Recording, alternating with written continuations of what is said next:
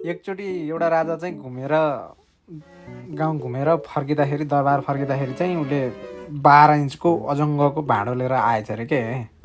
अनि दरबारमा भएको सबैजना छक्क परेछ अरे। यो राजाले त कहिल्यै केही ल्याउँथेन, त्यस्तो अचम्मको भाँडो कहाँदेखि पाएर लिएर आयो भनेर सोचिरहेको थियो अरे। अनि मन्त्रीले चाहिँ फ्याट्ट लाएर सोधेछ अरे राजालाई, महाराज यस्तो अचम्मको भाँडो कहाँदेखि ल्याउनु भयो भनेर सोधेछ अरे। अनि राजाले भनेछ अरे घुम्दै जाँदाखेरि पारी गाउँमा चाहिँ एउटा साधु महात्मा रहेछ। अनि त्यसले चाहिँ जे माग्यो त्यही दिने रहेछ, बुढो रहेछ, कान चाहिँ अलिक कम सुन्दर रहेछ, अनि त्यसैले दिएर लिएर आएको भनेछ अरे। अनि मन्त्रीलाई पनि लोभ लाग्यो, जे माग्यो त्यही दिन्छ भनेपछि भनेर। अनि मन्त्री पनि गएछ अरे।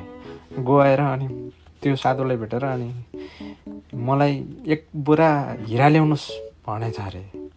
अनि त्यो साधुले चाहिँ अनि 1 बोरा जिरा दिएछ अरे। अनि त्यहाँपछि जिरा लिएर दरबार गएछ अरे। अनि राजालाई भन्छ धे तेरिका महाराज, त्यो साधुले त कानै सुन्दैन रहेछ, मैले 1 बोरा हिरा मागेको जिरा पो दियो भनेछ अरे। अनि त्यहाँपछि राजाले भनेछ अरे अनि तँलाई के लाग्छ मैले त्यो साधुसित 12 इन्चको भाँडो मागेँ होला भनेछ अरे है। के माग्यो होला तपाईँहरू आफै गेस गर्नु। लाइक कमेन्ट हान्दिनु है, सेयर हान्नु, कमेन्ट नहान्नु।